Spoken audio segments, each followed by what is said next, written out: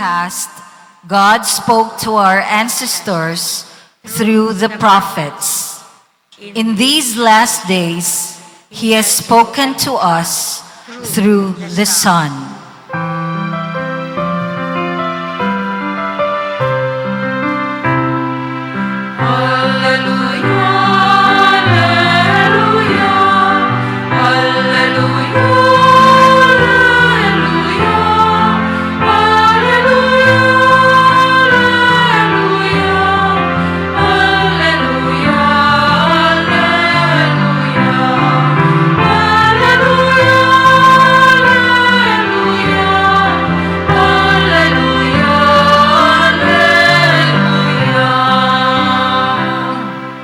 The Lord be with you. And with your spirit. A reading from the Holy Gospel according to Luke. Glory to you, O Lord.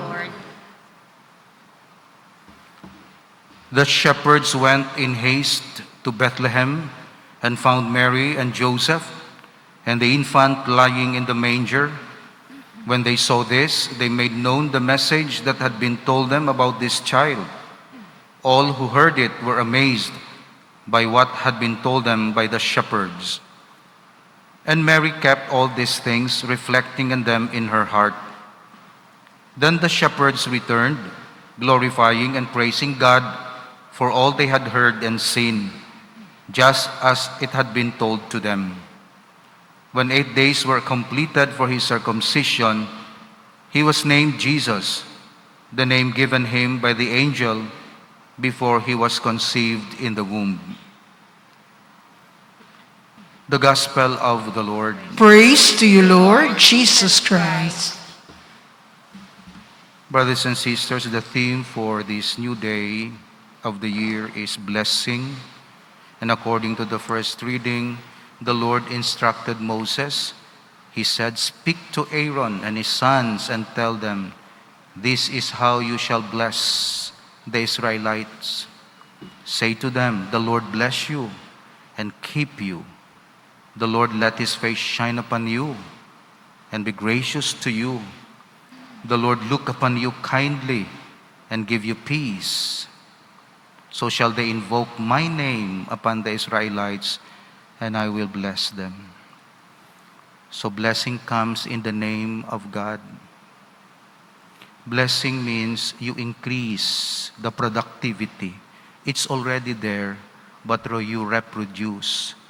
Because oftentimes, when we say blessing, we ask for more items, and we forgot about what we have right now. We ignore them. We don't like them. They are already old. They are obsolete. No. Blessing in the Bible is not giving something new. Blessing is blessing the old one, what you have, to make it more fruitful and effective. That's why we have many things already in our life. We have the Word of God. We have the sacraments. We have Sunday Masses. What we need is not to add some more items and religious things and activities in our life, but to take advantage of it and to make it authentic and productive. That's a blessing. So hindi nga dugangan ng imo kamot, kundi ang kamot mo ara na gamita sa eksakto. Hindi nga dugangan mata mo nga himuon mo nga apat, sufficiente na ng duha, gamita lang, i-protection nilang ang ara da kag igamita sa eksakto. Kaya nga aton kung kaisa panumdum sang blessing, dugang. Ang blessing sa Bible is usaron mo sa eksakto ang ginhatag sang Dios sa imo. That's why when the Lord blesses, both ang balon, gina-remind niya ka, it's already there, my son. The sanctifying grace is already in your soul. Ano pang pangayoon mo? O galing ginatabunan mo siya sa iban nga bagay nga hindi mo siya makita. May ara ka na nga galamiton sa balay, halimbawa, example ko lang, analogy. Tagag ka pa kabakal, ara na da. O kaya da kay may ara da. Yan punuon mo. Wala man ginagamit. Blessing is to make good use of what we have in our life with regards to spirituality and faith. So amo na ang blessing sa sining New Year. Second point, the shepherd went in haste to Bethlehem. That's why the word here, haste, nagdali-dali sila. Sa New Year nga ini, akon nga resolution, kagusto ko i-share sa inyo, nga basta mga butang sang Dios, dasig kita. Hindi kita hinay. Kung mga hindi butang sang Dios, dasig kita. Pero kung mga butang sang Dios, hinay kita. Di ng blessing. That's why ang mga shepherds went in haste to Bethlehem. In haste, dali-dali.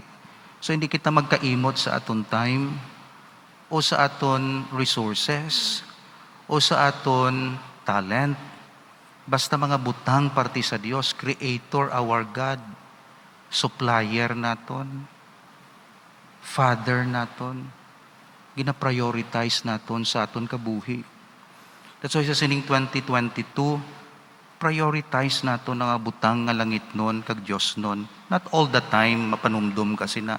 Pero may proper time, Sunday, pagsimba, panguros, pagkaaga, in haste. Wala lang nga, ulayhon. Hindi nga, ay daw boring how, masimba kita.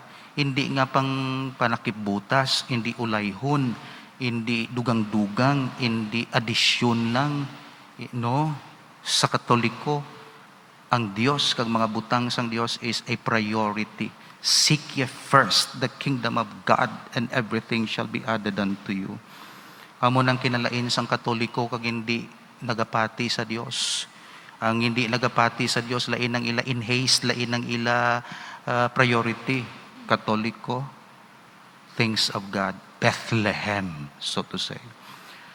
Lastly, and Mary kept all these things, reflecting on them in her heart. So gina-remind kita sa sining beginning sang New Year, sang year, nga ang importante is the meditation on the Word of God.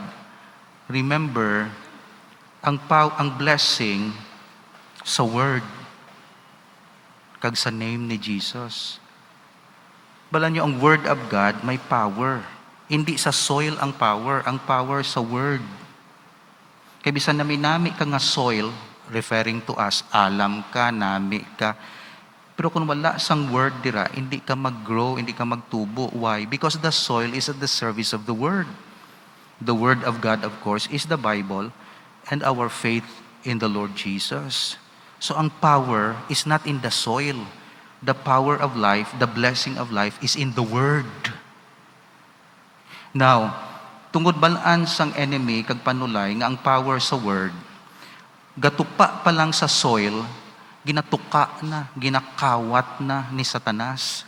That's why hindi siya gusto magbasa ka sang Word adlaw-adlaw. Kay magtupa gani ang Word sa imo soul, powerful ka tama, makonvert ikaw, makambyo ikaw. That's why, pagtupa pa lang sang Word nga ginapamatian mo, kag seryosohon mo, ginatuka na ni Satanas. Hindi siya gusto magtubo. Kay balaan niya, basta magkadto ang Word sa imo soul, magbasa ka Bible, mamati ka sa pulong sang Dios, powerful. Now, kung hindi niya matuka,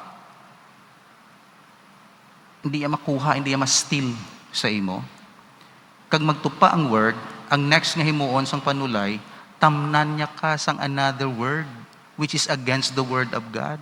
Putangan niya hilamon, mutong seed, nadumduman niyo ang parable, sang seed, Word of God, matupa sa soil, kita ina, tukon dayon sang pispis. Kung hindi yan matuka, pagtubo sang seed, butangan ni Satanas sang talungon para makompetensya siya. That's why matag-adlaw, Word of God and Word of man, Word of God, kang mga news sa palibot, ma-overcome ka.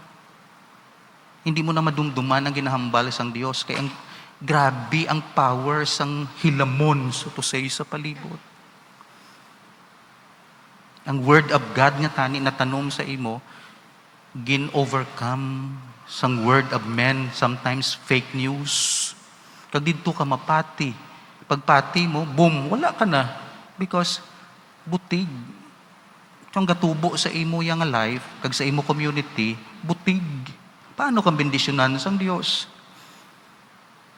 Kaya ang ginapropagate mo ya butig. Di truth bala. That's why wala power. Kasi ano natin, hindi kita katibawas. Tungkol ang power sang word, ginpabayaan ta. Ngita kita yok sa iban to nga mga words. Of course, araman sa Bible, between the word of man, the word of God prevails. You obey the word of God, not the word of man, unless the word of man corresponds to the word of God. Pero si Mary pondered all these things in her heart. Ining word of God, ining mensahe sang Dios, napamatian niya. So, amin na sa sining New Year, akong resolution, personal, kagusto ko i-share man ninyo, kag diri sa parokya, kay Paris Priest ako, emphasis on the giving priority to the grace of God and to the sacraments. Okay? We go in haste. Basta mga butang sang Dios, makita na sa spirituality sang parokya. Anong gina-prioritize sang mga tao? Mga butang sang Dios, pagsimba, o iban. So tudluan kabataan nga, i-prioritize. Hindi pag i-disregard ang mga iban nga bagay, pero prioritize. Wala sang blessing kundi mo magpa-prioritize sila. Kaduha, may blessing ang Dios. Wala sa iya word. Kaya ang word amo nang ginagamit niya, ti paano na hindi niya man mahatag kaugalingon niya, diri sa aton manaog siya. Kundi word niya. So batunon mo ng word. Kaya mo na yung power. That's why we have the word of God. The word of the Lord. Para may impact siya. Nabasa. Word of God. That's why, i-prioritize natin ang Bible, prioritize natin ang Word of God. May mga gathering kita, read the Word of God. Hara sa balay, may mga birthday celebration, kwa ang Word of God, anay, hindi magdiretso sa spaghetti. Kaya sa bacon. Basa anay Word of God. O dahil ang mga anak, basa kita anay Word of God. O ariho, na, may power na.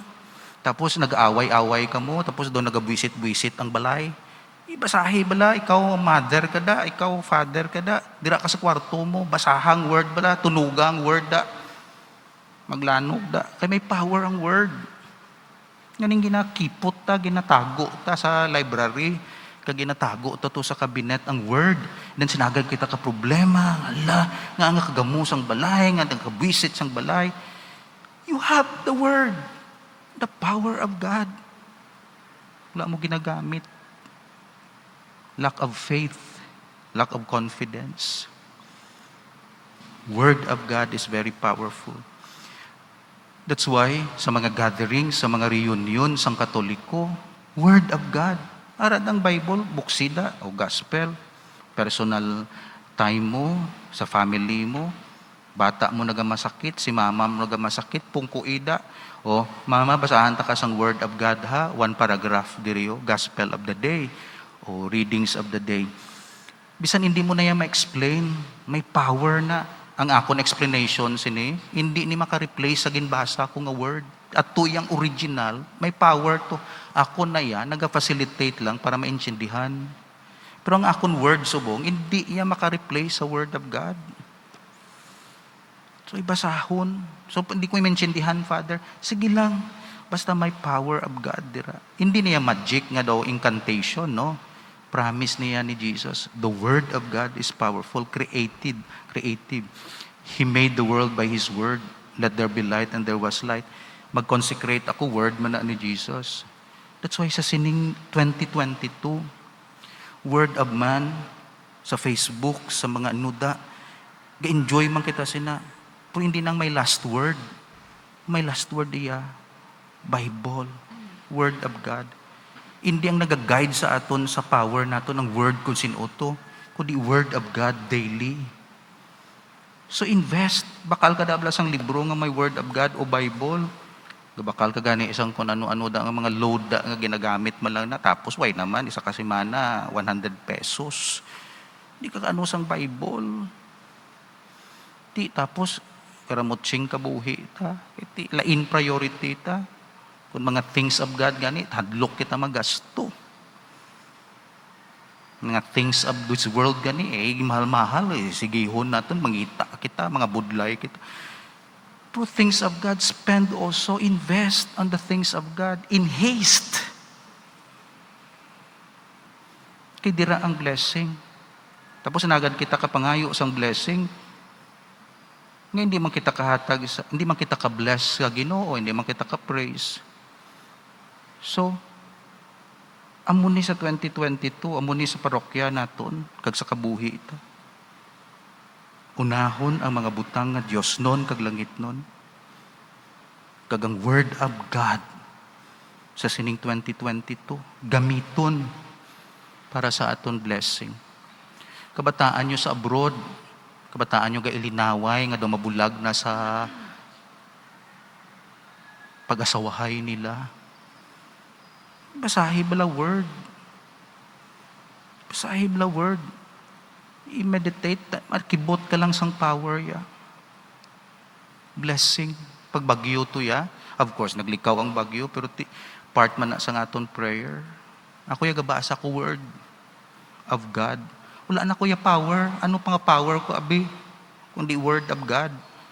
Sacramentals. Ano abi power ko, abi? Kundi word of God. Sa pag-absolve ko sang sin, hindi na akon, iyan na sang Diyos by the word of God. Word of God.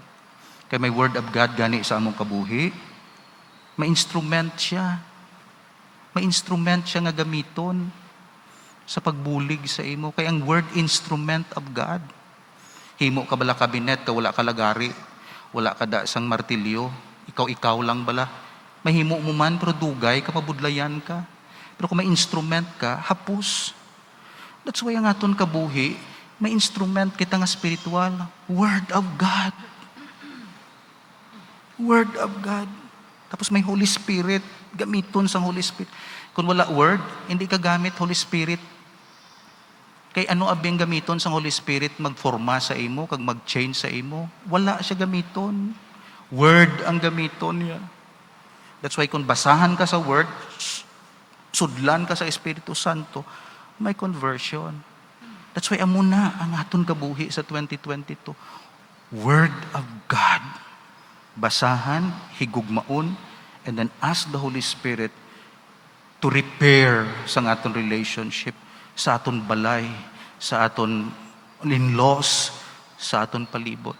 Use the Word of God with the Holy Spirit. Ponder everything in our hearts like Mary. Mary kept all these words, all these things, reflecting them in her heart. So God bless you. Blessing does not mean addition, but blessing means multiplication of what you have now. God bless you. And then God bless you with your priorities, especially the grace of God, the things of God. And God bless you this year. Make use of the Word. It's so powerful. Kung ano man ang okasyon, Word of God, read the Word of God, and ask the Holy Spirit to use this Word as instrument to convert us, to correct us, to bless us, to repair sang anuman na dapat i-repair sa aton relationship kag sa aton community. So, Happy New Year, 365 nga pagpangabuhi with the Word of God. Amen. Please stand. I believe in God, the Father Almighty, creator of heaven and earth. I believe in Jesus Christ, His only Son, our Lord, who was conceived by the power of the Holy Spirit and born of the Virgin Mary. He suffered under Pontius Pilate, was crucified, died, and was buried. He descended to the dead. On the third day He rose again. He ascended into heaven and seated at the right hand of the Father. He will come again to judge the living and the dead. I believe in the Holy Spirit, the Holy Catholic Church, the communion of saints, the forgiveness of sins, the resurrection of the body, and life everlasting. Amen. We have all gathered here, dear brothers and sisters, on this first day of the year 2022, to celebrate the mysteries of our redemption and to honor Mary, the Mother of God. Let us therefore ask Almighty God that the whole world may be watered with His word, and from these springs of all blessing and life. Our response is, Lord, hear our prayer. Lord, hear our prayer. We pray for Pope Francis, all the bishops, priests, and deacons. May they be instruments of peace and unity in communities where hatred and division reign. We pray. Lord, hear our prayer. We pray for the leaders of nations. May they value dialogue more than dissent and promote restorative justice so that people may live in tranquility and work for their advancement. We pray. Lord, hear our prayer. We pray for all those persecuted because of religion, class, race, gender, or color. May they find support and comfort from those who work for justice and peace and in their community. We pray. Lord, hear our prayer. We pray for the end of the pandemic. May the Lord continue to heal those who are infected, protect those who are in the front lines, and grant eternal rest to those who have died. We pray. Lord, hear our prayer. We pray for all of us gathered. May the good Lord protect us against adversity and sin. May we be instruments of God's peace throughout this year. We pray. Lord, hear our prayer. Let us pray for the urgent concerns of our community and our personal intentions. We pray. Lord, hear our prayer. May the Lord bless us and keep us. May the Lord let His face shine upon us and be gracious to us. May the Lord look upon us kindly and give us peace this year 2022. Through Christ our Lord. Amen. The Liturgy of the Eucharist.